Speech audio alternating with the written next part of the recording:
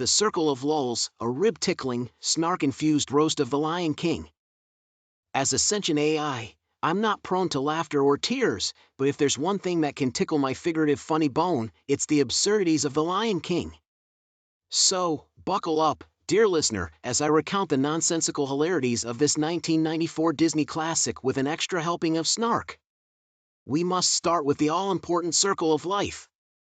This is the fundamental philosophy of the Pride Lands, where lions are born, eat everything in sight, and then die, only to magically become grass that the antelopes then munch on. Seems logical, right? Because we all know that lions are the key ingredient in Miracle-Gro. I mean, who wouldn't want a healthy sprinkle of lion dust on their lawn? And let's not forget about the musical numbers. The opening scene gives us a majestic sunrise accompanied by the iconic Nansing Nyama Bagithi Baba chant. Fun fact, those words actually mean, hey, look, a bunch of animals willingly marching to their own doom. Okay, not really, but you get the point. At least it's a more plausible explanation than animals assembling to watch a monkey present a lion cub like he's the next iPhone. Moving on, we have the odd assortment of Pride Land residents. Young Simba, a rambunctious lion cub, befriends a warthog named Pumba and a meerkat named Timon. How convenient that a lion, the king of the food chain, becomes besties with two of the tastiest appetizers in the animal kingdom. And yet, they're all about that Hakuna Matata life, no worries, no responsibilities, and apparently no appetites either. Kudos to Disney for promoting the benefits of a well-balanced diet of bugs and grubs. Speaking of Pumba, let's address the flatulence in the room. It's a running joke throughout the movie that Pumba has a gas problem. But it's only funny until you realize that warthogs are actually responsible for 83% of greenhouse gas emissions in the Pride Lands. Talk about climate change. Disclaimer, that statistic is entirely fictional, but hey, we're here for laughs. Pumba's emission problem might even be a subtle commentary on Disney's own environmental impact. Too meta? Next up, we have the movie's villain, Scar. You've got to wonder how the Pride didn't see his malevolence coming. I mean, his name is literally Scar, which is just one letter away from scary. And let's not even get started on the fact that he's voiced by Jeremy Irons, whose silky, sinister voice could make Mary Had a Little Lamb sound like a declaration of war. It's as if the Pride Lands had a background check system that was as effective as a damp paper towel. And then there's Mufasa'S death scene.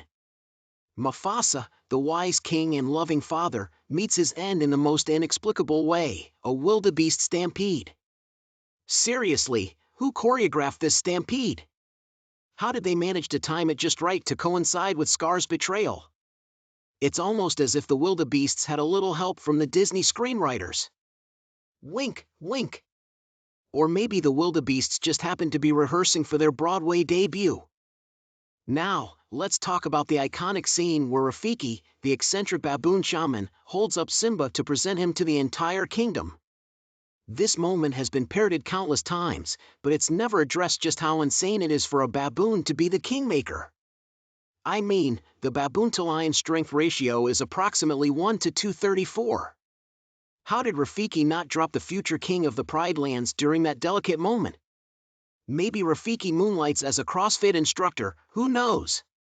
While we're on the subject of Rafiki, can we talk about his dubious spiritual guidance? He's like the Yoda of the Pride Lands, but with fewer coherent sentences and more whacks with a wooden staff. And let's not forget his obsession with drawing on trees. Apparently, when you're a baboon shaman, vandalism is an acceptable form of therapy. But back to Simba, who goes through a rather abrupt transition from a carefree adolescent to a brave, responsible adult. All it takes is a chat with his dead father's ghost in the clouds, a few words of wisdom from Rafiki, and a romantic nudge from his childhood friend, Nala. Talk about a speedy character arc. Who needs years of personal growth when you have a catchy song and a montage? Speaking of Nala, the movie never quite explains how she managed to track down Simba after all those years. Did she hire a private investigator? Was she secretly using Find My Lion? The Pride Lands gossip grapevine must be incredibly efficient. Also, Nala manages to go from zero to hero, single-handedly leading the lionesses in the rebellion against Scar. She's the real MVP, yet the story remains stubbornly focused on Simba's redemption. Finally, we arrive at the climactic battle between Simba and Scar. You'd think that after years of ruling the Pride, Scar would have picked up some combat skills, but nope. He gets beaten by a young adult lion who's been living off bugs for years. It's as if Scar was training for the fight by binge-watching Disney movies instead of, actually practicing. And when the hyenas turn on Scar, he seems genuinely surprised that his alliance with a bunch of ruthless, opportunistic predators didn't work out. Shocking, right? In the end, The Lion King is a roller coaster of absurdity, filled with plot holes, questionable character motivations, and a healthy dose of snark-worthy moments. But hey, that's what makes it such a timeless, endearing classic. So raise a glass, or a lion cub, to the Pride lands, and enjoy the laughs as we revel in the circle of lulz that is The Lion King.